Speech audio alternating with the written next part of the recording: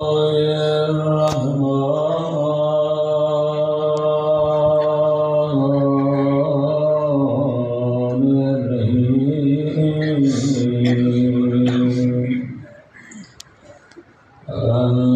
لله رب العالمين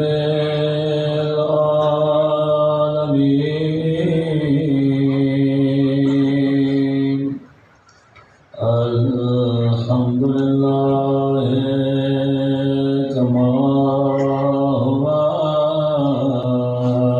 أهله الصلاة والسلام على سيد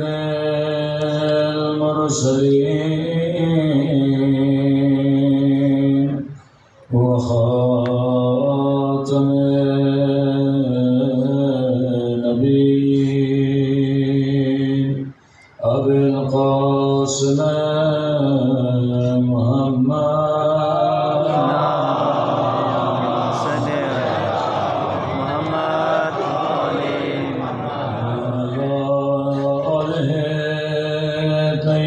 طيبين الطاهرين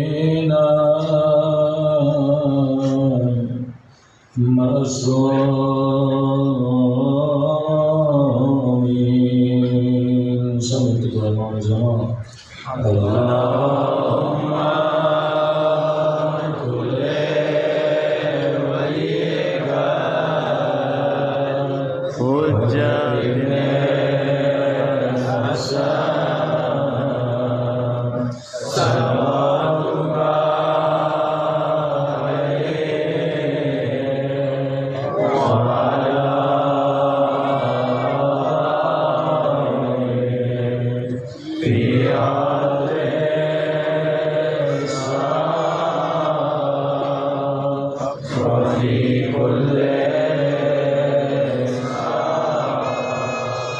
وليك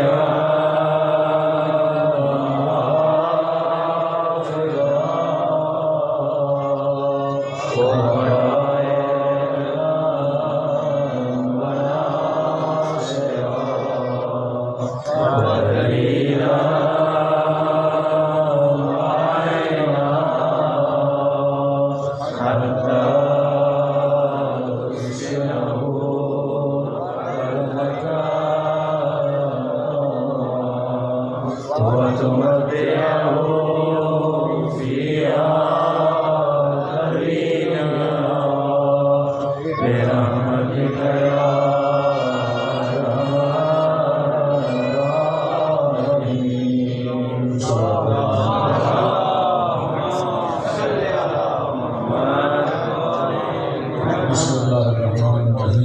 رب اشرح لي صدري ويسر لي امري واحلل عقدة من لساني يفقهوا قولي اما بعد فقد قال رسولنا الكريم ان الحسين مصباح الهدى وسفينة النجاة صلوات علی محمد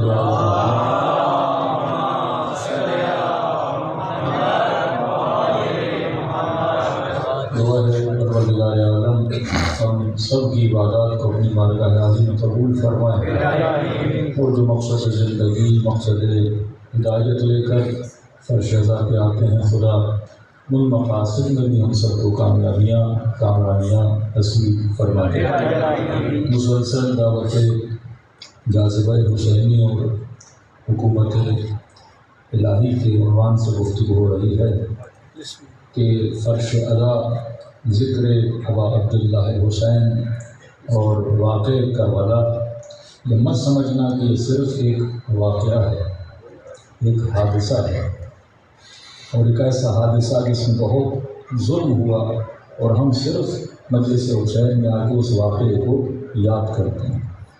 تو اگر آپ تاریخ اٹھائیں گے تو آپ کو بہت سارے واقعات ملیں گے، بہت سارے مظالم ملیں گے، لیکن کسی کے ظلم کو بھی اس طرح یاد نہیں کیا جاتا جس طرح کربلا کے مظالم کو یاد کیا جاتا ہے۔ تاریخ میں بڑی بڑی شخصیات رہتی ہیں، ہر ملک کی اپنی کوئی نہ کوئی قومی شخصیت ہے، کوئی بڑی نہ بڑی بڑے نامور افراد ہیں، لیکن آپ نے دیکھا کہ کسی بھی شخصیت کو اس طرح یاد کیا جائے جس طرح امام حسین کو یاد کیا جاتا ہے۔ امام بھی بہت ہیں، 12 امام ہیں، لیکن کسی بھی امام کا ذکر اس طرح نہیں ہوتا کہ 2 مہینے اور اس طرح سے ذکر شایان شان جس طرح امام حسین کا منایا جاتا ہے۔ دوسرے ائمہ کی ہم بھرپور کوشش کرتے ہیں ذکر منانے کی، لیکن خدا نے جو ذکر حسین میں لوگوں کے دلوں میں ایک خاص حرارت رکھی ہے کہ کسی اور کے ذکر میں اتنی حرارت نہیں رکھی، اور اس کا ثبوت خود ائمہ کا امام حسین کے ذکر میں شریک ہونا ہے کہ آپ نہیں سنیں گے کسی امام نے کسی اور امام کا غم اس طرح منایا جس طرح ابا عبداللہ حسین کا منایا ہے۔ امام رضا سے ملتا ہے، امام اتار کرتے تھے محرم کو نہیں آتے، امام موسیٰ کاظم سے ملتا ہے، کہتے ہیں کہ ہم محرم کو چاند کو دیکھ کے نہیں مناتے تھے، موسیٰ کاظم کے چہرے کے غم کو دیکھ کے سمجھ آتے تھے کہ ماہ محرم شروع ہو چکا ہے۔ جس طرح سے بیویوں نے، جس طرح سے ہر امام نے اپنی وقت شہادت میں امام حسین کو یاد کیا ہے کہ زہر مل رہا ہے، خود بھی پیاسے ہیں، عالم تکلیف میں ہیں، لیکن یہ کہتے تھے لا یوم کا یوم کا یا ابا عبداللہ، کہ کسی کا دن اس دن کا مقابلہ نہیں کر سکتا جیسی مصیبت آپ پر آئی ہے ابا عبداللہ حسین۔ تو ہمیں حسین، حالانکہ جناب حمزہ کے لیے بھی آپ سنتے ہیں سید الشہداء ہیں، وہ ابتدا کے سید الشہداء ہیں، انتہا کے جو سید الشہداء ہیں بابا عبداللہ حسین ہیں۔ تو خدا نے ذکر حسین میں جو جاذبیت رکھی، جو کشش رکھی، اس کی خاص خصوصیت ہے، کسی کی قبر کا اتنا ثواب نہیں جتنا قبر حسین بن علی کا ثواب ہے۔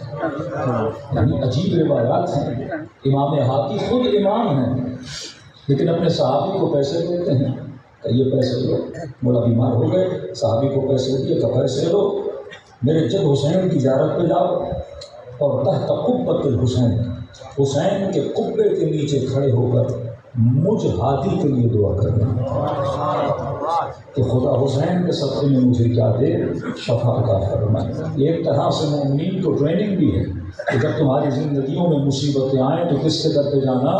ابا عبداللہ حسین کے در پہ جانا۔ تو یہی آپ علماء کی سیرت کی ہے۔ آیت اللہ بہجت کے وکیلس بھی یوٹیوب پر موجود ہیں۔ کوئی مومن کہتا تھا میں کربلا جا رہا ہوں، فوراً جیب میں ہاتھ ڈالتے تھے، چند ہزار تومان اسے دیتے تھے، کہتے تھے میری طرف سے روضہ حسین پہ نظر و نیاز کر دینا۔ تو خدا نے جو خصوصیت امام حسین میں رکھی، امیر المؤمنین کو آپ علم سے جانتے ہیں، باب مدینۃ العلم، یا خود لقب امیر المؤمنین جو مخصوص ہے کس کے لیے؟ علی بن ابی طالب کے لیے۔ کیا ایسا نہیں کہ دوسرا امام امیر المؤمنین نہیں تھا، لیکن لوگ جاتے تھے چھوٹے امام کو کہتے تھے السلام علیکم یا امیر المؤمنین، امام فرماتے تھے جس بھی لقب سے بلانا ہے بلاؤ، لیکن ہمیں امیر المؤمنین نہ کہا کرو کیونکہ یہ لقب مخصوص ہے ہمارے جد علی بن ابی طالب۔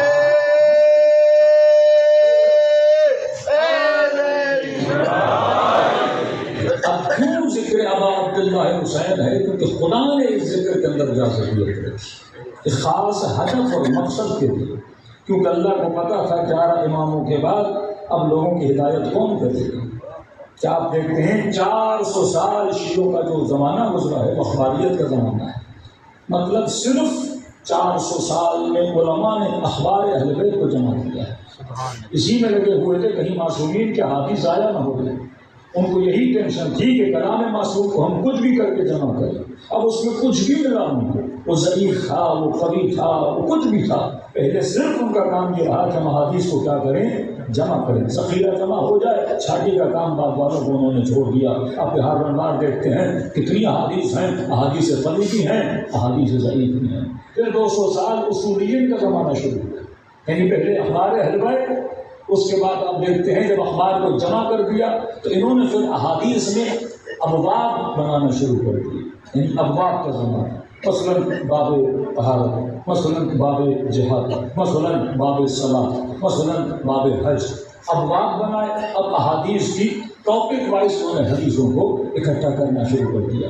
پھر ایک زمانہ آیا کہ جب ان کے اہل سنت کے ساتھ اقرار شروع ہو گئی کیونکہ شیعہ کی بھی اپنی فقہ تھی، اب اہل سنت کے بھائیوں کی بھی اپنی فقہ تھی۔ اب جب فقہ کے مقابلے میں آ گئی تو یہاں پہ اصولیین کا زمانہ شروع ہو گیا، اجتہاد کا زمانہ شروع ہو گیا۔ جیسے اب طلاق کے مسئلے کے بارے میں سنتے ہیں، مختلف مسائل کے بارے میں، یہ وہ سفر تھا جو شیعہ طے کر رہے تھے، اور اس سفر میں یقیناً احادیث معصوم، کلام معصوم نے تشیع کی مدد کی، لیکن تشیع کبھی کب ہوا، مضبوط کب ہوا؟ جب اصولیین کا زمانہ شروع ہوا۔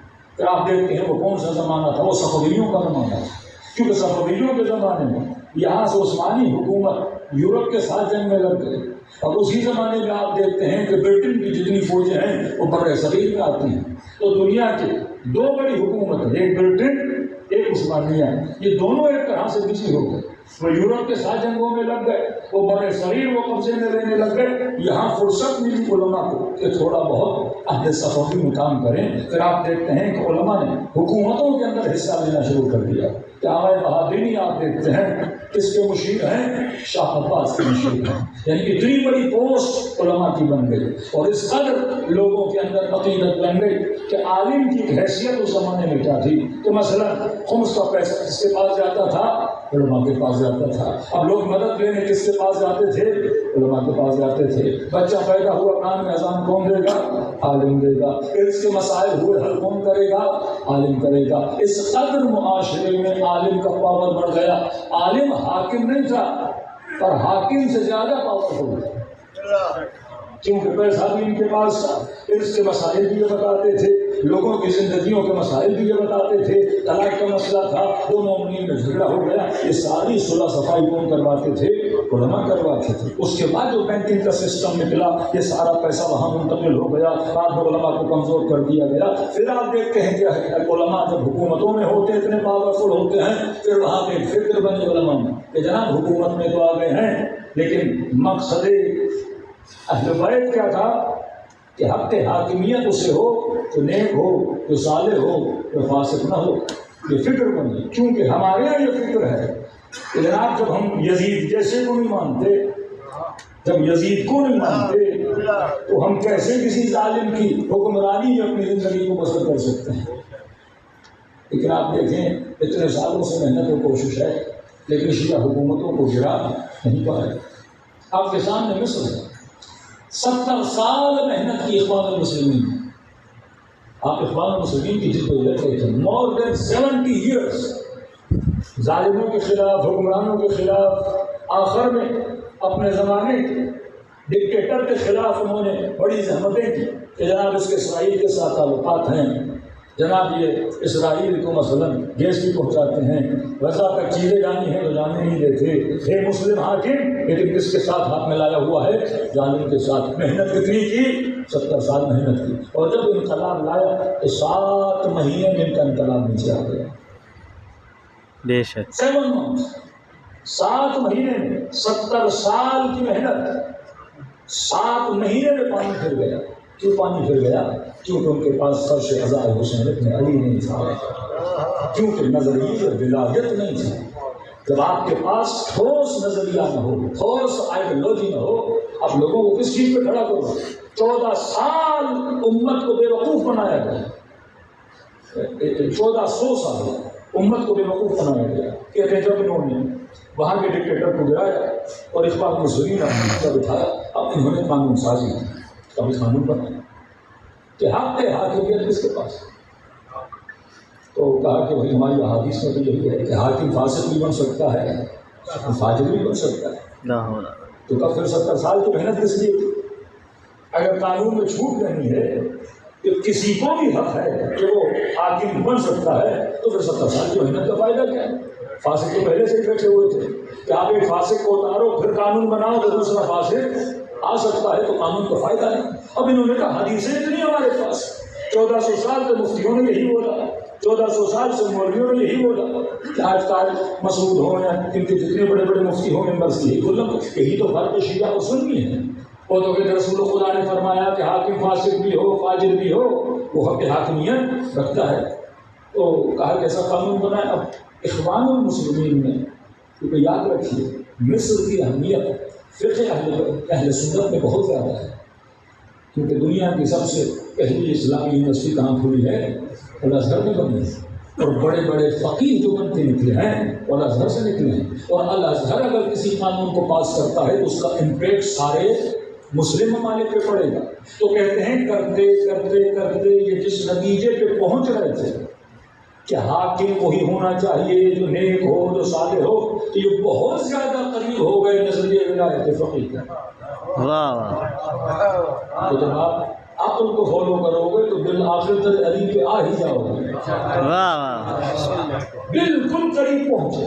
کہتے ہیں یہ اخبار پہنچی کسی اور عربی ملک تک، انہوں نے کہا جناب یہ کیا ہو رہا ہے کہ 1400 سال تک ہم نے ایک مائنڈ سیٹ بنایا کہ حاکم کوئی بھی بن سکتا ہے، اور آپ آج اس نظریے پہ پہنچ رہے ہو۔ وہی بات جو شیعہ کرتے ہیں کہ حق حاکمیت کس سے ہے؟ عادل و صالح کو ہے۔ لا یرثو الا عبادی الصالحین، صرف زمین کا ورثہ خدا کسے دیتا ہے؟ عباد الصالحین کو دیتا ہے۔ تو آپ اسی نتیجے پہ پہنچ رہے ہیں۔ انہوں نے کہا اگر یہ پاس ہو گیا اور مصر میں اگر ایسی حکومت آ گئی تو آہستہ آہستہ یہ ساری اسلامی ممالک میں پھیلتا جائے گا، اور ہمارا کیا ہوگا؟ کہتے ہیں اس ملک میں تقریباً $250 ملین انویسٹ کیا ایجپٹ پر کہ یہ ساتھ یہ معاملہ کیا ہے ناکام ہو جائے، اور 7 مہینے میں وہ ساری انقلابی محنتیں کیا ہو گئیں؟ ضائع ہو گئیں، کیونکہ بیسک نظریات نہیں تھا۔ وہی پہ اختلاف ان کے درمیان شروع ہو گیا، اور آپ کے پیچھے دنیا کی طاقتیں لگی ہوئی ہیں لیکن آپ کو شکست نہیں دے پا رہی ہے، کیونکہ یہ فرش قضا ہے کہ عزاداری ابا عبداللہ حسین ہے، جس نے 7 سال کے بچے کا بھی یہ نظریہ بنا دیا کہ شیعہ کبھی ظالم سے محبت نہیں کر سکتا، یہ کبھی ظالم کی اطاعت نہیں کر سکتا۔ تبھی آپ دنیا کی واحد قوم ہے کہ جب بینک میں فارم فل ہوتا ہے تو پوچھا جاتا ہے کہ جناب شیعہ ہو یا سنی ہو، کیونکہ ہم نے قانون پاس کروایا، کیوں کہ ہم اہل بیت کے ماننے والے ہیں۔ ہم اپنی زکوٰۃ حاکموں کو نہیں دیتے، کیونکہ ہم حاکم کو اللہ کا ولی نہیں مانتے ہیں۔ صلوات پڑھیں محمد وعلی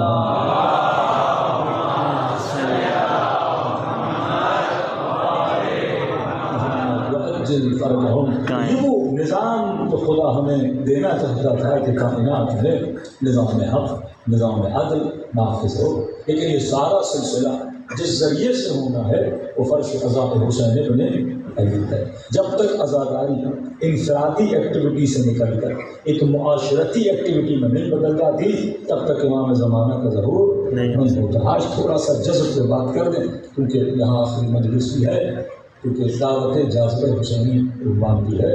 اب جب جذب ہو جاؤ گے تو حکومت الہی میں ہے۔ اب سوال ہے کہ میں جذب ہوں تو کیسے؟ 2 طریقے ہیں خدا کے قرب کے۔ ایک طریقہ جو عرفاء صوفیہ بتاتے ہیں وہ کہتے ہیں راہ سلوک، سالک۔ یہ صوفیہ عرفاء ان کی کتابیں آپ پڑھیں گے تو ایک پوری ٹریننگ ہے کہ انسان سالک کیسے بنے، انسان سلوک پروردگار عالم کو کیسے اختیار کرے۔ تو سلوک کی جو سب سے پہلی شرط ہے وہ یقظہ کی شرط ہے، مطلب انسان سالک بن ہی نہیں سکتا جب تک یہ بیدار نہ ہو جائے۔ ایک عابد، ایک زاہد اگر کسی کو راہ خدا پہ لانا چاہتا ہے سب سے پہلے کیا کرتا ہے؟ بیدار رہتا ہے۔ بولا فرماتے ہیں لوگ سوئے ہوئے ہیں، یہ جاگیں گے کب؟ جب ان کو موت آئے۔ اب یہ سوئے ہوئے ہیں، یہ خواب غفلت میں ہیں، ان کو نہیں پتا کہ ایک دن ہمیں بھی موت آنا ہے۔ تو پہلی منزل ایک سالک کی یہ ہوتی ہے کہ وہ بیدار ہوتا ہے۔ ذکر خدا کیا ہے؟ بیداری کی نشانی۔ ایک بندہ صبح سے شام تک تسبیح پڑھ رہا ہے، مطلب یہ کیا ہے؟ خود کو بیدار کر رہا ہے، یہ خود کو حضور خدا میں محسوس کر رہا ہے۔ عالم محضر خدا، عالم کس کا محضر ہے؟ اللہ کا محضر ہے۔ جب انسان بیدار ہوتا ہے وہ انسان کبھی بھی گناہ کے قریب نہیں کرتا ہے۔ اب جب ہم سو جاتے ہیں، سونا صرف یہ نہیں کہ آنکھیں بند ہو جائیں، جب انسان خواب غفلت میں بھی جاتا ہے وہ کیا ہے؟ سو رہا ہے۔ تو کا پہلی منزل یقظہ کی منزل ہے، بیداری کی منزل ہے۔ دوسری منزل کیا ہے؟ اور دوسری منزل استغفار کی منزل ہے۔ جب انسان بیدار ہوتا ہے تو پھر وہ کثرت سے اللہ کے دربار میں توبہ کرنا شروع کر دیتا ہے۔ شاید اکثر کے ذہنوں میں سوال ہو کہ معصومین اتنی توبہ کیوں کرتے تھے جبکہ معصوم ہے، گناہ سے پاک ہے، زندگی میں گناہ کا تصور بھی امام کے وجود میں نہیں آتا، تو پھر وہ مولا استغفار کیوں کرتے؟ اتنا رو رہے ہیں کہ یہاں کے بڑے بڑے گنہگار بھی نہیں ہوتے، پوری رات اللہ کے دربار میں گریا کرتے ہیں۔ امیر المؤمنین کی استغفار سنیں، ابو حمزہ سماوی چوتھے امام سے منقول کی استغفار سنیں، خود امام حسین کی دعائے عرفہ سنیں میدان عرفہ میں کہ سیدہ فرماتی ہیں آخر میں جو یا رب کے جملے ہیں کہ اتنی مرتبہ حسین نے یا رب کہا کہ گویا بش کھا کے زمین کے اوپر آ گئے۔ اب یہ اہل بیت علیہ الصلوۃ والسلام جنہوں نے زندگی میں کوئی گناہ نہیں کیا اس نے استغفار کیوں کر رہے ہیں؟ اہل سلوک فرماتے ہیں کہ استغفار صرف اس لیے نہیں ہوتی کہ انسان گنہگار ہے، استغفار اس دلیل ہے کہ جو استغفار کر رہا ہے وہ کتنا بیدار ہے۔ استغفار انسان کے جاگنے کی دلیل ہے۔ جو استغفار کرتا ہے مطلب وہ خدا کو یہ بتاتا ہے کہ میں کون ہوں، میں وہ ہوں جو آپ کی رحمت کے اندر، جو آپ کے وجود کے اندر جذب ہو چکا ہے، اور انسان اللہ کو محسوس کر رہا ہے اور وہ جاگ رہا ہے۔ یہ اب سلوک ہے، اس کے کئی شرائط ہیں، لیکن کہتے ہیں سلوک کا راستہ بہت لمبا راستہ ہے، انسان کو بڑی دیر لگتی ہے، بڑی محنتوں کا راستہ ہے، پر انسان کو صالح ہونا بھی چاہیے۔ لیکن دوسرا راستہ ہے جذب کا راستہ۔ جذب کیا ہے کہ خدا 1000 راتوں کا سفر ایک رات میں کراتا ہے۔ واہ واہ، یہ جذب ہے، اور جذب وہی کر سکتا ہے جو واقعاً ولی خدا ہے۔ کہ امام حسین آپ لوگوں کو کیا کرتے ہیں؟ جذب کرتے ہیں۔ اگر میرے اندر صلاحیت ہو تو میں صدیوں کا سفر راتوں میں طے کر سکتا ہوں۔ اگر انسان کے اندر تڑپ ہو تو انسان صدیوں کا سفر راتوں میں طے کر سکتا ہے۔ آغائے طباطبائی صاحب کتاب المیزان، تفسیر المیزان فرماتے ہیں جب میں نجف گیا 20-21 سال کا تھا تو کہتے ہیں امیر المومنین کے حرم میں گئے، میں نے کہا مولا میں یہاں غریب الوطن ہوں اور یہاں آیا ہوں، جتنی دولت و معرفت چاہیے تو لہٰذا میں آپ ہی کے در سے کیا کروں گا؟ حاصل کروں گا۔ کہتے اس وقت دعا کر رہا تھا اور دل سے دعا کر رہا تھا، خلوص سے دعا کر رہا تھا کہ مولا مجھے کیا کریے؟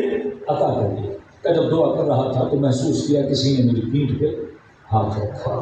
کہ ایک بوڑھا بزرگ تھا، سید بزرگوار تھے، انہوں نے کہا کہ طباطبائی اگر دنیا چاہیے تو نماز شب پڑھو، آخرت چاہیے تو نماز شب پڑھو۔ کہتا اس نصیحت پہ میں نے زندگی میں عمل کیا اور واقعا خدا نے مجھے دونوں چیزیں کیا کی؟ عطا کی۔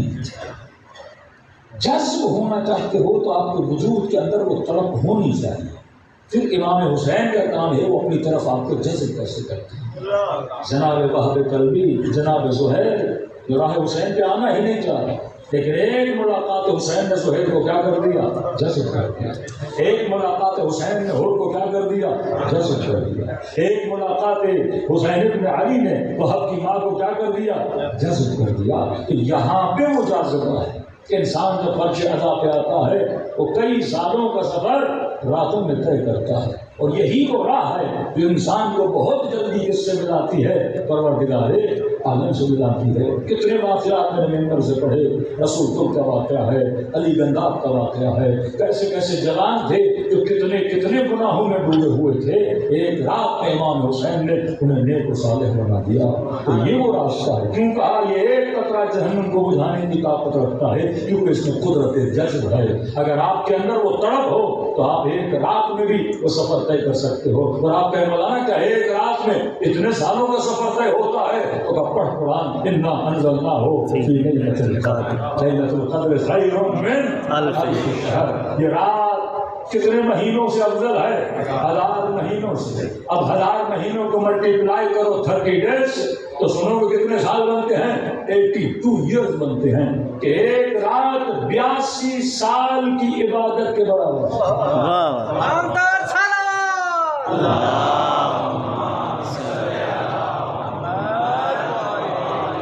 کتنی عبادت؟ 82 سال کی عبادت کے برابر ہے۔ لیکن علماء فرماتے ہیں سوچو اس رات میں ایسا ہوتا کیا ہے کہ 82 سال کی عبادت کے برابر ہے۔ اس رات میں ایک اتفاق ہوتا ہے، وہ اتفاق کیا ہے؟ تنزل الملائکۃ والروح۔ اس رات میں ملائکہ نازل ہوتے ہیں۔ سوال ہے کہاں نازل ہوتے ہیں؟ آدم و شیطان کا واقعہ سنا ہے کہ آدم کو نہ ماننے سے ساری عبادتیں ضائع ہو جاتی ہیں۔ اب یہ سوچو کہ ملائکہ کہاں نازل ہوتے ہیں؟ شاید ہمارے بچوں کے ذہن میں ہو تنزل، یہ نزول ہے، یہ نزول ہے۔ مطلب اوپر سے نیچے کی طرف ملائک آتے ہیں. اب ہمارے ذہن میں یہ ہوگا کہ ملائک کوئی پرندہ ہے، کوئی کبوتر ہے جو اونچائی سے آتا ہے اور اپنے پاؤں کو زمین پہ رکھتا ہے، جبکہ وہ وجود مادی نہیں رکھتے. مادہ ہو تو مادے پہ اترے.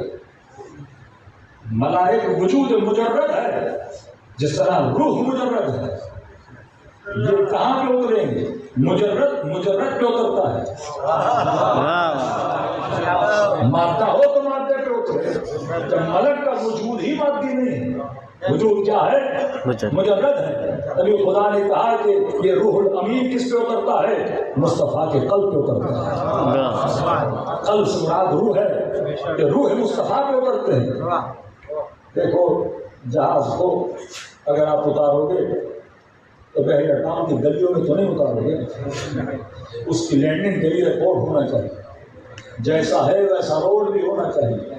اور ملائک وجود مجرد، اسرافیل بھی ہے، میکائیل بھی ہے، اسرائیل بھی ہے، جناب جبرائیل بھی ہیں. یہ ملائک مقدسات جب اتر رہے ہیں تو ایک تو مجرد ہے، اور محل نزول بھی کیا ہونا چاہیے؟ مجرد ہونا چاہیے. اور اتنا قابل بھی ہو کہ جس پہ اترے. آج کوئی مفتی ہے جو کہے کہ ملائک میرے دل پہ اترتے ہیں. آج کوئی مولوی ہے جو کہے کہ میرے دل پہ اترتے ہیں. اور تبھی پانچ امام فرما دے کہ اے شیعو جب ہمارے مخالفوں سے ہماری ولایت کے بارے میں بات کرو تو سورہ انا انزلنا سے بات کیا کرو. تو جب تمہیں یہ کہے کہ تمہارے زمانے میں کوئی معصوم نہیں ہے تو فرمایا انا انزلنا کا دوسرا نام سورہ ولایت ہے. ایک نام سورہ انا انزلنا ہے، دوسرا نام سورہ ولایت ہے. فرمایا اس سے محاجہ کیا کرو، مناظرہ کرنا ہو تو سورت کے ذریعے سے کیا کرو، اور پوچھا کرو کہ تنزل الملائکۃ والروح، کہ ملائک روح اترتا ہے تو کہاں اترتا ہے؟ مصطفیٰ کے زمانے میں نہیں، سیدھے مضارع ہے. مطلب ہر سال یہ ملائک نازل ہوتے ہیں تو سال تو بنتا ہے. آج رسول خدا کائنات میں نہیں ہے تو یہ کس قلب مطہر پہ اترتے ہیں؟ تو اتنا تو ماننا پڑے گا کہ آج بھی کوئی روح مقدس ہے جس کے دل پہ ملائک نزول فرماتے ہیں.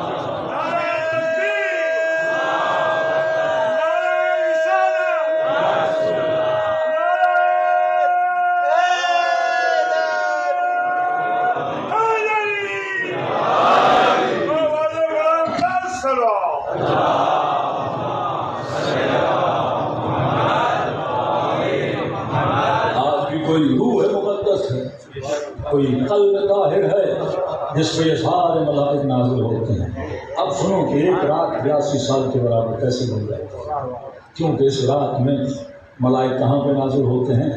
رحمتیں کس پہ نزول فرماتی ہیں؟ حجت خدا پہ نزول فرماتی ہیں. اب جب آپ عبادت کرتے ہو تو کس کے شبیہ بنتے ہو؟ حجت خدا کے شبیہ بنتے ہو عبادتیں.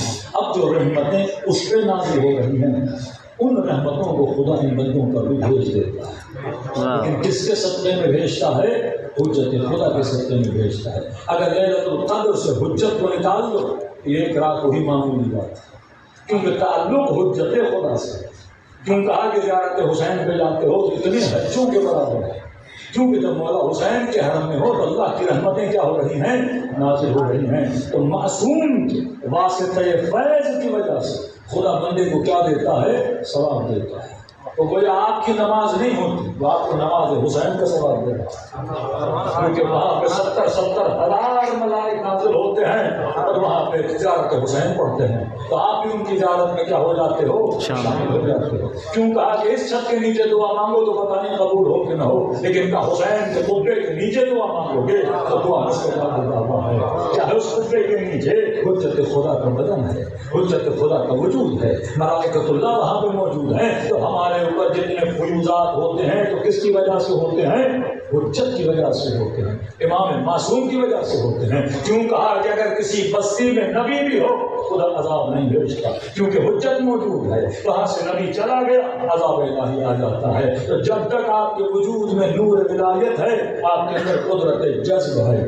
آپ معصوم آپ کو جذب کر سکتے ہیں اور آپ صدیوں کا سفر راتوں میں طے کر سکتے ہو. بس کوشش یہ ہو امام حسین مجھے کیا کریں اپنی طرف جذب کر دیں کہ مولا سلوک کا راستہ جانا چلنا تو چاہتا ہوں لیکن بڑا طویل راستہ ہے. تبھی کہا کہ جاذب حسینی سے داخل ہو جاؤ. اور یہ واقعہ فرش اذان نے کتنوں کو جذب کیا اور کہاں کہاں پہنچا دیا. کیونکہ یہ عشق ابا عبداللہ حسین ہے جو انسان کو راہ خدا کا مسافر بنا دیتا ہے. صلوات پڑھے محمد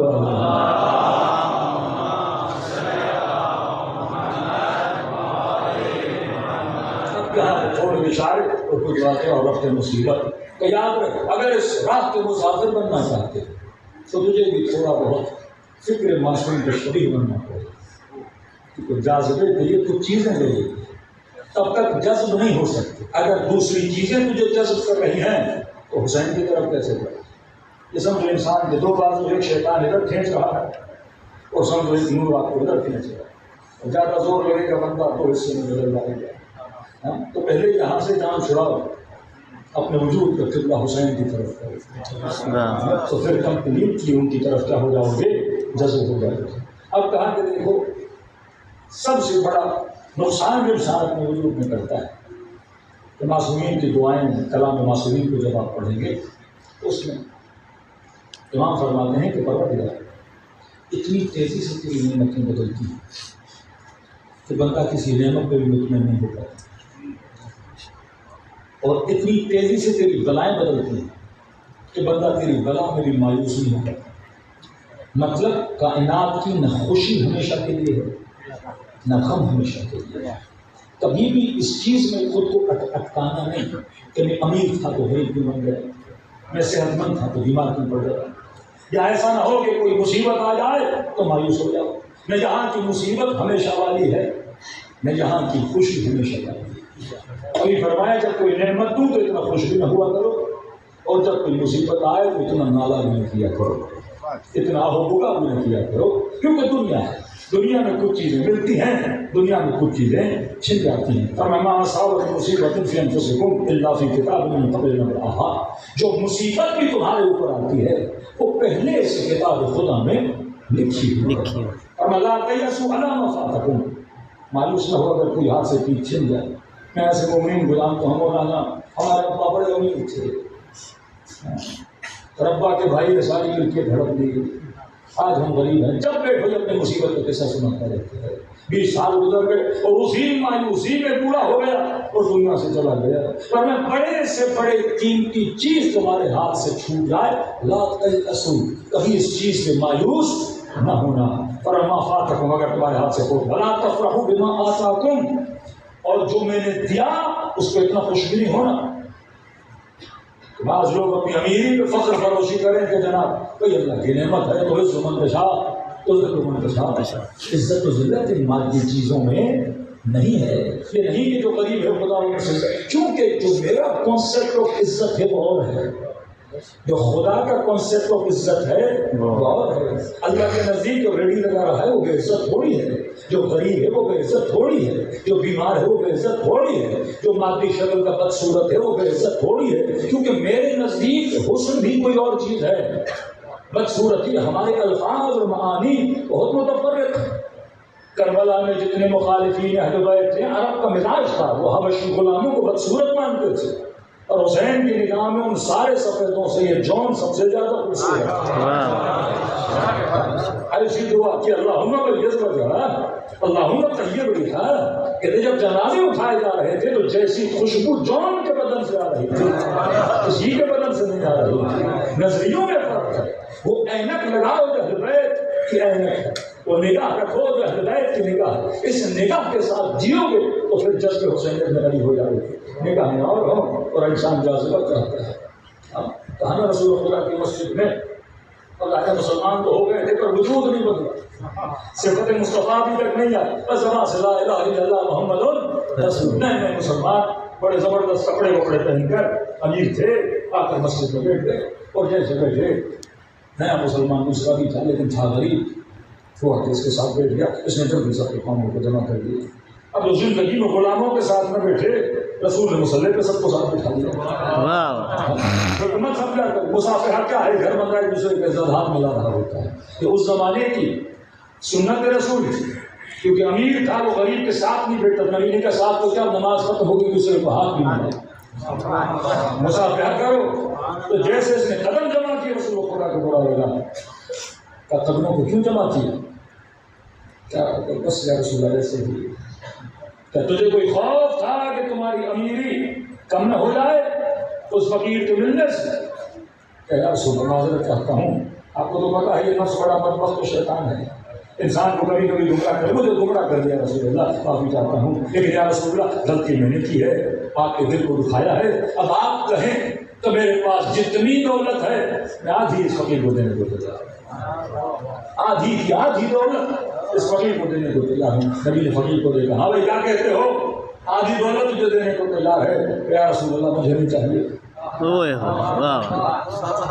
رسول خدا نے فرمایا پہلے وہ قدموں کو جمع کر رہا تھا، ابھی تو نخرے کر رہا ہے، آدھی دولت دے رہا ہے، لینے کو تیار تو نہیں. یا رسول اللہ مجھے خوف ہے کسی آدھی دولت میرے پاس ہے میں اس کی طرح نہ بن جاؤں، میں جیسا ہوں میں اسی کا ویسا صحیح ہوں. یہ وہ فکر ہے کہ رنگ اہل بیت کو خود کو بدلے، رنگ مصطفیٰ نے خود کو بدلے. تخلقوا باخلاق اللہ، اپنا اخلاق کس کی طرح بناؤ؟ اللہ کی طرح بناؤ. قرآن کی دو تفاسیر ہے نا، تفسیر موضوعی ہے، تفسیر مختلف تفاسیر آپ کرتے ہیں. قرآن صامت ہے. صامت کس کو بولتے ہیں؟ جو گونگا ہوتا ہے، جو بولتا نہیں ہے. قرآن بولتا نہیں ہے، صامت ہے. آپ کے گھر میں قرآن پڑھا ہے، آپ گناہ کرو گے قرآن روکے گا نہیں، کیونکہ قرآن بولتا نہیں ہے. ایک قرآن کی تفسیر ہے تفسیر عینی، کہ میں اگر قرآن کو دیکھنا چاہتا ہوں، عیناً دیکھنا چاہتا ہوں، عملاً دیکھنا چاہتا ہوں، تو کا قرآن کی تفسیر عینی نام ہے علی اور آل علی کا. خدا ارحم الراحمین ہے، میں اس کے رحم کو دیکھنا چاہتا ہوں تو کہا مصطفیٰ کو. خدا سخی ہے اور صابر ہے، اگر میں یہ صفات دیکھنا چاہتا ہوں تو کربلا میں حسین ابن علی. اللہ کی صفت کی بات کر رہا ہے، کہاں دیکھوں؟ کہ تفسیر عینی قرآن کون ہے؟ محمد اور آل محمد ہے. اگر محمد اور آل محمد نہ ہو تو قرآن تو معنی ہے، قرآن کی معنی اگر دیکھنی ہے تو وجود اہل بیت کو دیکھو، اور کہیں پر قرآن تمہیں نظر نہیں آئے گا کہ اللہ کی مخلوق و صفات ہیں ان کو دیکھو. وہ تفسیر عینی ہے، اور تفسیر عینی ہی انسان پہ کیا کرتی ہے؟ اثر کرتی ہے. تو میرے عزیز اگر جذب ہونا چاہتے ہو تو کچھ صفات اپنے اندر پیدا کرنی ہوں گی. پہلی صفت اللہ علیہ مختار فخور، اور کہا کہ خدا کسی بھی متکبر کو پسند نہیں کرتا. ایک تو اگر کوئی چیز آئے اس پہ زیادہ خوش ہونا، فخر کرو، شکر کرنے کی ضرورت نہیں ہے. دوسری چیز اگر کوئی بلا بھی آئے، مصیبت بھی آئے، اس میں زیادہ مایوس ہونے کی ضرورت نہیں ہے. کائنات کی ہر چیز کیا ہے؟ محدود ہے. فبشر صابرین الذین، اور بشارت ان صابروں کو جن پر مصیبت آتی ہے تو فوراً کہتے ہیں انا للہ و انا الیہ راجعون، ہم نے تو اللہ کی طرف پلٹ کے چلے جانا ہے. پھر خدا کہتا ہے ایک چیز دیکھو، نظام شیطان جو ہے وہ اس کو بولتے ہیں ٹوٹلسٹ، مطلب وہ سب کچھ کس کے لیے چاہتا ہے؟ اپنے. انہوں نے موبائل بنایا، سامنے کیمرہ رکھا، اس کا نام کیا ہے؟ سیلفی. نظام شیطان کیا ہے؟ سیلفی ہے. وہ جو کچھ چاہتا ہے کس کے لیے چاہتا ہے؟ اپنے لیے. میں دیکھا تھا، گھر میرے لیے، دولت میرے لیے، سب کچھ میرے لیے. اور یہ نہیں کہ تھوڑے پہ راضی ہو جائے، اسے پورے کا پورا چاہیے. تو میں نے مثال دی نا کہ حضرت موسیٰ نے کہا میں بنی اسرائیل کو لے کے چلا جاؤں فرعون تو اپنی حکومت کر. موسیٰ اپنی حکومت کا نہیں، جانے بھی نہیں ہوگا. اپنے مقابلے میں ایک اور حکومت کو میں برداشت نہیں کروں، اسے پورا چاہیے. اگر ایک فرد ہے مثلاً علی زین العابدین جیسا، اسے بھی قتل کروں گا کیونکہ کہیں یہ میری حکومت کا حصہ چھوٹا سا لے کر نہ چلا جائے. اتنا تھا مسلمانوں کے پاس، اتنے بات و فکر کے نظارہ کو دینا گوارا نہ کیا. یہ سب کا سب کس کے لیے چاہتا ہے؟ اپنے لیے چاہتا ہے. وہ تمہارے آج سارا جھگڑا کس بات کا؟ سیاسی پارٹیوں کا، حکومتوں کا. آپ اور جناب یہ صبح آپ کے اتنی ہمیں کیا چاہیے؟ سارے کا سارا چاہیے. تو مثال دیتے تھے ہمارے استاد، اگر دنیا میں 2 لوگ ہونا، آدھی ایک کو دیں آدھی دوسرے کو دیں، یہ ایک کہے گا اس کو مار کے پورے کا پورا میں لے لوں. یہ انسان کی فطرت ہے. جب خدا کہتا ہے کہ اس کا جاذبہ یہ ہے کہ یہ بڑی بڑی عمارتیں، بڑی بڑی حکومتیں بناتا ہے. کالم ترقی فعال رب کو کبھی ہاتھ تو دیکھے انہوں نے کتنی بڑی بڑی عمارتیں بنائی. یہ سوچا کہ کائنات کس کے لیے ہے؟ ہمارے لیے ہے. آپ جب ستون دیکھیں گے نا قومیات کے 50-50 میٹر کے ستون، 4 میٹر ان کی چوڑائی ہے. انسان واقعا مبہوت ہو جاتا ہے کہ انہوں نے اتنے بڑے بڑے ستون بنائے کیسے. لیکن خدا کہتے ہیں آج کہاں ہے کونات, آج کہاں ہے کون سمجھ, آج سارے کے سارے ختم ہو گئے. وَيَبْقَى وَجْهُ رَبِّكَ ذُو الْجَلَالِ وَالْإِكْرَامِ. اور کیا باقی ہے آج؟ تیرے رب کا چہرہ باقی ہے. کبھی بھی ان کی بڑی عمارتوں کو, ان کے حسن کو, ان کے آرکیٹیکٹ کو دیکھ کر کبھی بھی اس کی طرف اٹریکٹ نہیں ہونا. وہ سب سے زیادہ جو تمہیں اٹریکٹ کرتا ہے تو کس کے ذریعے سے کرتا ہے؟ ٹیکنالوجی کے ذریعے سے کرتا ہے. ٹیکنالوجی یاد رکھیے, 2 لفظ اپنے ذہنوں میں اپنی نسلوں کو سکھا دیں. ایک لفظ ہے آسائش, ایک لفظ ہے آرامش. شیطان کے نظام کے اندر جو ترقی ہے, جو ٹیکنالوجی ہے, جو زیب و زینت ہے, وہ اس سے تمہاری نسلوں کو اٹریکٹ کرتا ہے. لیکن اٹریکٹ کرنے کے بعد وہ تجھے آسائش تو دے سکتا ہے, آرامش نہیں دے سکتا. آسائش کا مطلب کیا ہے؟ لگژری پن تو دے سکتا ہے, نرم صوفہ تو دے گا, اچھا بیڈ تو دے گا, جہاز میں فرسٹ کلاس ٹکٹ تو دے گا. لیکن فیسلٹی پرووائڈر ہے, لیکن سکون پرووائڈر نہیں ہے. بے شک وہ ساری آسائشیں تجھے دے دے گا, بڑا بنگلو, بڑا گھر, سب کچھ, لیکن وہ سکون تجھے نہیں دے سکتا. اور اللہ کے پاس آؤ گے, شاید دنیاوی آسائش نہ ہو, لیکن خدا اپنے بندے کو سکون ضرور دیتا ہے. ٹوکری میں بیٹھا ہے سکون ہے. اتنے مظالم امام حسین کا سکون سے, بی بی زینب کے ہاتھوں میں رسی نہیں کا سکون سے. ایسا اطمینان تھا حسین کے چہرے پر, جو تخت پہ بیٹھا ہے بے سکون. آسائش ہے نا اس کے پاس, فوجی ہے, کھانا ہے, پینا ہے, سب کچھ ہے, سکون ہے. ابن زیاد کے پاس سب کچھ تھا, لیکن شہادت حسین کے بعد اس کے پاس سکون نہیں تھا. آج مجاہدین کے پاس کیا ہے؟ سکون ہے. آج آپ دیکھیں کس عالم میں بیچارے سو رہے ہیں, کہاں کہاں چھپ کے جنگیں لڑ رہے ہیں, لیکن جب ملو گے تو وجود میں کیا ہے؟ سکون ہے. اور وائٹ ہاؤس میں بیٹھے ہوئے بندے کے اندر آپ کو سکون نظر نہیں آ رہا, جو ہر 15 منٹ میں ٹویٹ پھینکتا ہے, اسے ذرا برابر سکون ہی نہیں ہے. آسائشیں بہت ہیں ان کے پاس, اور ان کے پاس سکون نہیں ہے. کیوں نہیں ہے؟ الا بذکر اللہ تطمئن القلوب. اگر دلوں کو سکون ملتا ہے تو خدا کے ذکر سے سکون ملتا ہے. کربلا آپ کو کیا دیتی ہے؟ سکون دیتی ہے. اللہ ایک بار چلے جاؤ, کیا ملتا ہے؟ سکون ملتا ہے. سب آپ پڑھے محمد وعلی محمد.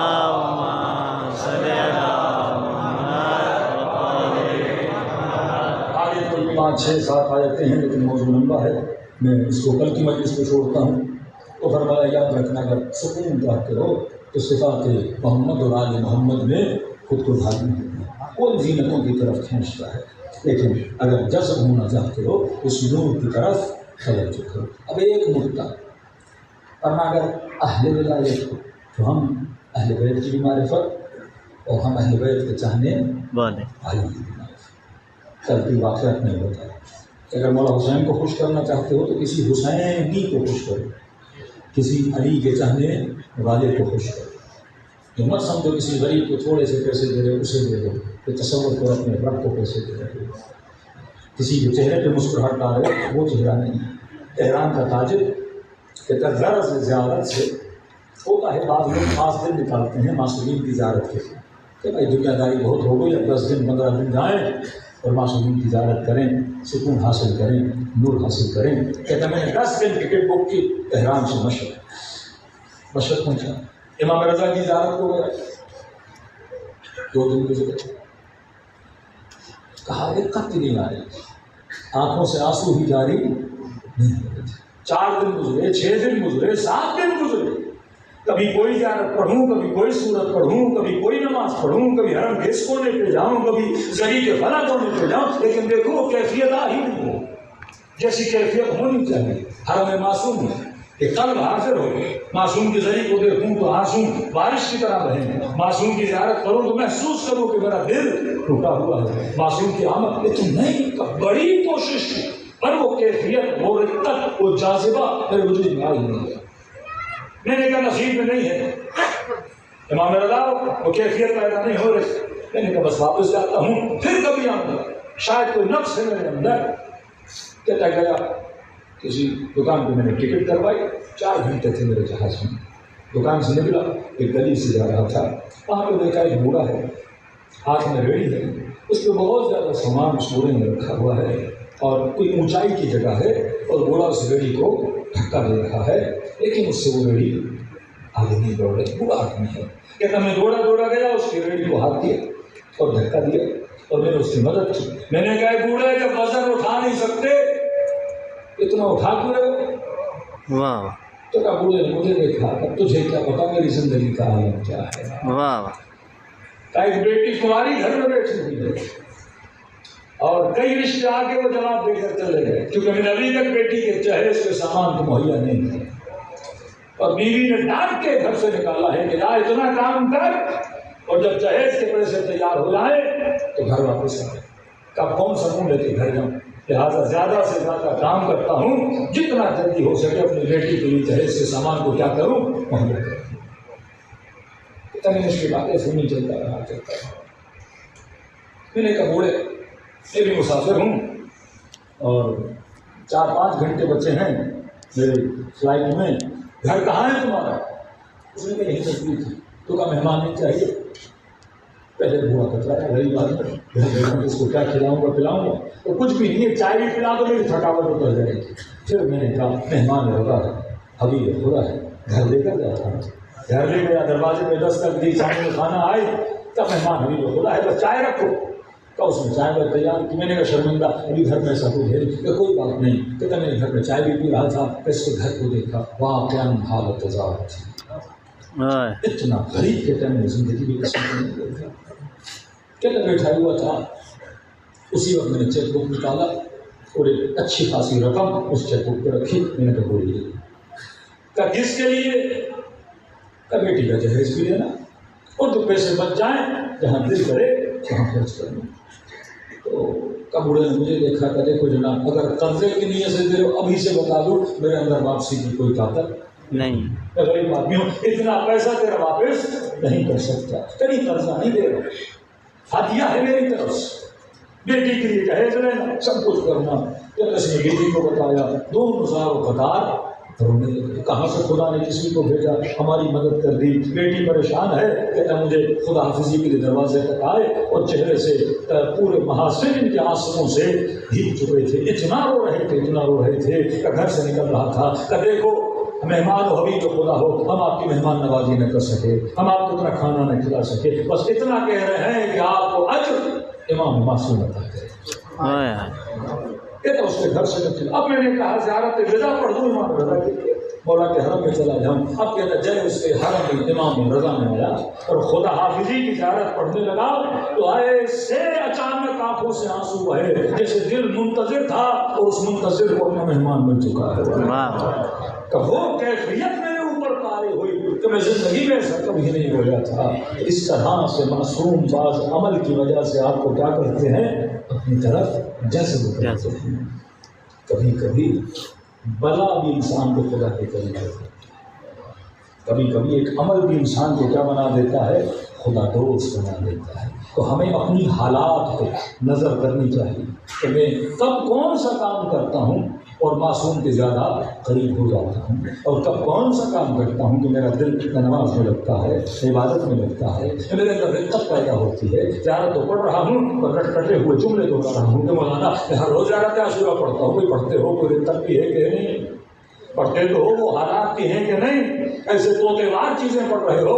امت نے ایسا قرآن بہت پڑھا، لیکن کہاں امت کے قرآن پڑھنا اور کہاں نو کے نیزہ پہ حسین کا قرآن۔ کبھی کبھی اتنا جذب ہو جاتا ہے انسان۔ میں نے کئی مومنین کے جنازے دیکھے ہیں، جذب سے امام حسین مر چکا ہے، لیکن دیکھنا امام خان روحاں پڑ رہا ہے اور اس مومن کی آنکھوں سے آنسو بہ رہے ہیں۔ ایسے جذب شہید حسینی شہید ہو گئے، وہ عالم دین کون سے آئے غالب اللہ جلاتی تھے، انہوں نے سلام کیا تو شہید حسینی نے جواب دیا۔ آگے درود جلدی کے لیے کہتے قبر میں لٹایا تو ان کا غلام کہتا ہے جب کانوں کو ہلایا جا رہا تھا اور کہہ رہے تھے اسمع وافہم، سن اور سمجھ، تمہارا رب کون ہے؟ تو ابو جدی کے ہونٹوں سے آواز رہی تھی اللہ ربی قرآن و کتابی محمد نبی جی علی امام. تو تمہیں پریشان ہو گیا کہ ابو جدی زندہ تو نہیں ہے؟ کہ عالم تھے، انہوں نے کہا نہیں، یہ دنیا سے جا چکے ہیں، کیونکہ بدن اور روح کا رابطہ اتنا زیادہ ہے اہل بیت علیہ الصلوۃ والسلام کے ساتھ. انسان مرنے کے بعد بھی کیا کر رہا ہے؟ جواب دے رہا ہے. کس طرح سے سر حسین کلام کرے، جذبے پر وہ بلایا، کس طرح وجود مبارک قاسم جواب دے رہا ہے، جذب امام حسین ہے.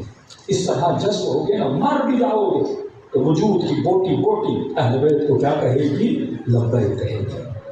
تب کہے گی جب اس نے زندگی میں لبیک کہا ہو. صرف زبان سے لبیک کہا پر آنکھوں نے نہیں کہا، کانوں نے نہیں کہا، زبان نے نہیں کہا، ٹانگوں نے نہیں کہا. جب اس طرح سے وجود جذب حسین ہو جائے کہ حسین کے علاوہ پھر کوئی چیز نظر نہ آئے. مجذوب بنو. امام حسین آپ کو جذب کرنا چاہتے تھے. کربلا اسی چیز کا نام. ورنہ کون اتنے مسائل برداشت کر سکتا ہے جتنے بی بی زینب نے برداشت کیا؟ کون اتنے مسائل برداشت کر سکتا ہے جتنے امام زین العابدین نے تھے؟ کون اتنے مسائل برداشت کر سکتا ہے جتنے بی بی ام نے بیدانی کیے؟ 20 کے قریب بچے تھے خیام حسین. لیکن صبر دیکھو، اطاعت دیکھو، اہل بیت علیہ الصلوۃ والسلام کے ساتھ وفا دیکھو. یہ کمال وہی کر سکتا ہے کہ جذب ابا عبداللہ حسین کا 2 محرم ہوئی. شعر نے کہا کہ خیموں کو ہٹا دیا جائے. حضرت عباس سے پر سالار لشکر حسین پہلے سے بہت زیادہ غضبناک تھے، کیونکہ اس لڑکی نے ایک اور خط لکھا تھا حضرت عباس. اس خط پہ حضرت عباس نے بہت گریہ کیا تھا کہ امام حسین نے فرمایا قاضی رو کیوں رہا کہ مولا اس کی جرت کیسے ہوئی، اس نے مجھے امانہ میں بھیجا ہے. عباس میں جانتا ہوں تو حسین کو چھوڑ کے جائے گا. کہ مولا مسئلہ وہ نہیں ہے، مسئلہ یہ ہے کہ اس بدبخت نے یہ سوچا بھی کیسے. یہ تو ہی نہیں، اس نے سوچا بھی کیسے کہ میں آپ کو چھوڑ کے جاؤں گا. اب جب کہا کہ خیموں کو ہٹا لو تو اتنے پیسوں کو سمجھ تھے کہ تلوار نکالی اور اپنی میان تلوار سے خط کو کھینچا اور کہا کہ اگر کسی پہ ضرورت ہے تو خط کو پار کر کے دکھائے. حسین کے خیموں کو ہاتھ لگا کر دکھائے. سیدہ زینب کا لقب ہے شریکۃ الحسین. زینب فرماتی ہے خیمے میں تھی، وہاں حسین خیمے کے اندر آئے. کہتی ہے پہلی مرتبہ میں نے حسین کے چہرے پہ پریشانی کا اثر دیکھا. کہا کہ بہن قربان جائے کبھی آپ کو پریشان نہ دیکھوں. کیوں پریشان ہے؟ فرما بہن زینب آپ نے دیکھا ہے کہ عباس نے خط کھینچ لیا، گویا اعلان جنگ کر دیا ہے کہ کسی پہ ضرورت ہے آگے بڑھ کے دکھائے اور خیمے نہیں ہٹائیں گے. للکارا ہے دشمن کو. تو کہا کہ حسین عباس سے ہوتے ہوئے واقعہ کس میں جو رکھ ہمارے خیموں کو. یاد رکھیے علی اکبر کی شہادت کے بعد امام حسین نے بچوں کے خیموں کو اکھاڑ کے حضرت عباس کے خیمے کے ساتھ نصب کیا تاکہ غازی کے ساتھ رہیں، بچوں کا حوصلہ نہ ڈوبے. غازی کے ساتھ رہیں، ان بچوں کی امیدیں باقی رہیں. تو کہا کہ عباس کے ہوتے ہوئے کس کی ضرورت ہے کہ خیموں میں آئے. عجیب ہے زینب صحیح کہہ رہی ہے، لیکن میں حسین یہ چاہتا ہوں کہ ہم خیمے ہٹائیں. میں ابھی جان نہیں چاہتا. تو کہا کہ بھائی حسین یہ کون سی بڑی بات ہے، آج تک عباس نے آپ کو نہ کہا ہے، آپ کہتے ہیں عباس خیمے ہٹا دو. حاضی فرما بردار ہے، آج تک آپ کی آواز کے سامنے اس کی آواز تک نہیں ہوئی. جی زینب جانتا ہوں عباس فرما بردار ہے، باوفا ہے، لیکن زینب مجھے خوف ہے کہیں میرے شعر کا دل ٹوٹ گیا.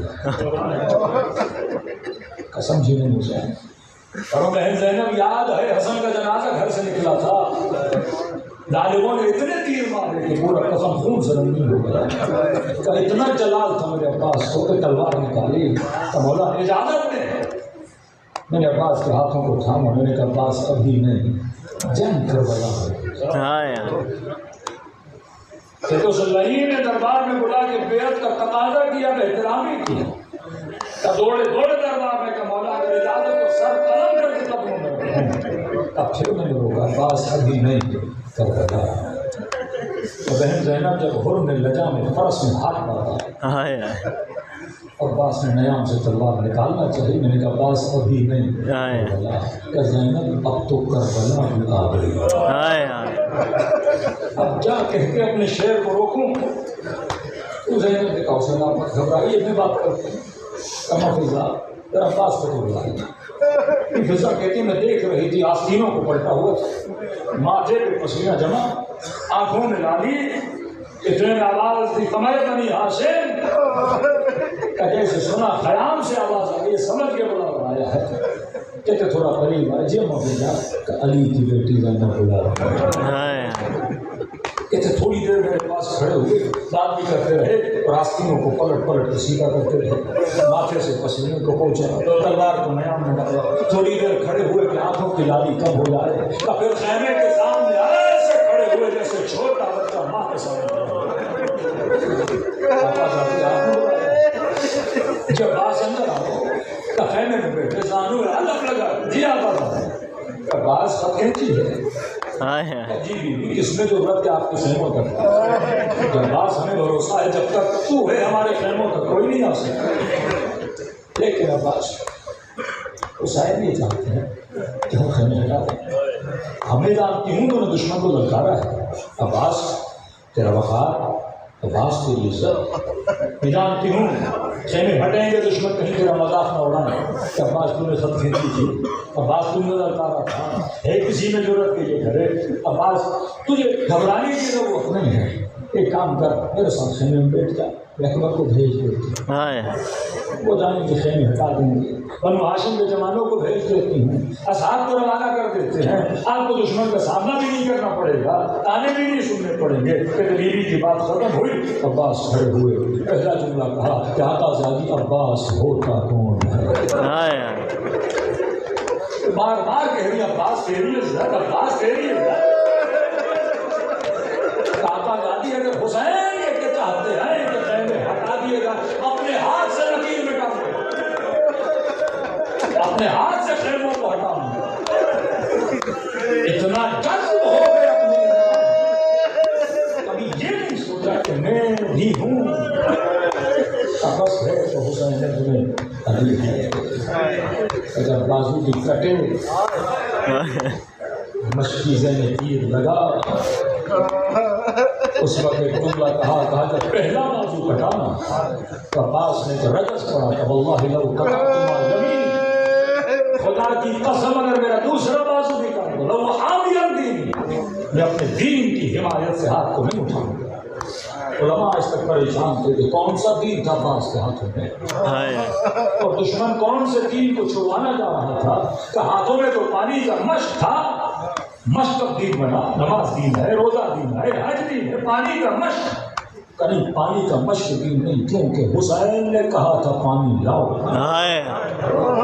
حکم حسین دین ہے، وہ چاہے پانی ہی کیوں نہ ہو، اور کہا جب پانی میں تیر لگا اب کا خدا ہے، اس سے زیادہ مشرمندہ ہونا نہیں، بچی کو وعدہ کر کے لایا تھا کہ پانی لاؤں گا، اب بچی پوچھے گی کہ چچا پانی، اور کہا کہ پانی تو نہیں ملے گا بچیوں، لیکن اس حال میں جب چچا کو دیکھیں تو بچیاں نڈھال ہو جاتی ہیں، جب وہ زخمی بدن دیکھیں گی، جب وہ کٹے ہوئے بازو دیکھیں گی، جب وہ زخمی سر دیکھیں گی، اے خدا میں یہ برداشت نہیں کر رہا، کیونکہ سکینہ یہ برداشت نہیں کر رہا، بچے یہ برداشت نہیں کر پائیں گے، تو میرے عزیز مقصد ذکر حسین یہ ہے کہ جذب حسین ہو جائے، اور حسین ہی وہ ذات ہے جو تجھے جذب خدا کرا سکتی ہے، جو صدیوں کا سفر راتوں میں طے کرا سکتے ہیں، نہ اس سے بہتر امام ملے گا، نہ اس سے بہتر ذکر ملے گا، نہ اس سے بہتر انسان ملیں گے، نہ اس سے بہتر عبادت ملے گی،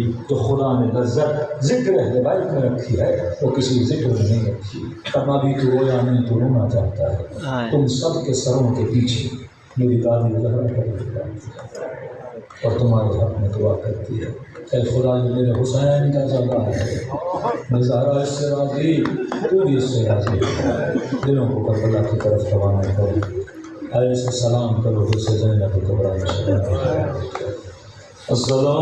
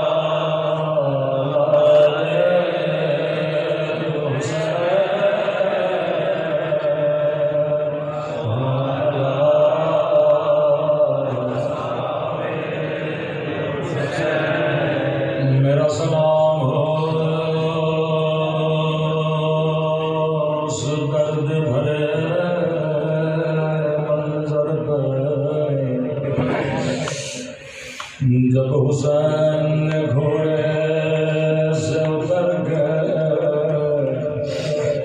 دو کٹے ہوئے بازو اٹھا بازووں کو چوم کر کہا پاس میری کمر ٹوٹ گئی.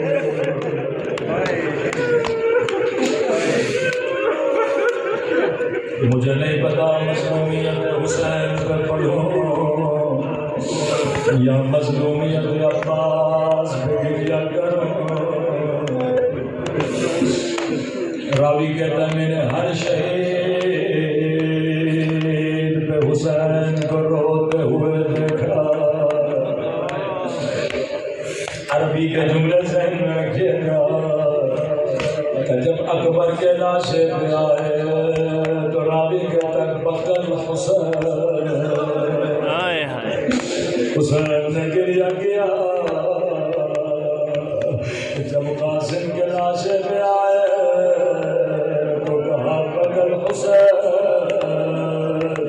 حسین نے گریا کیا.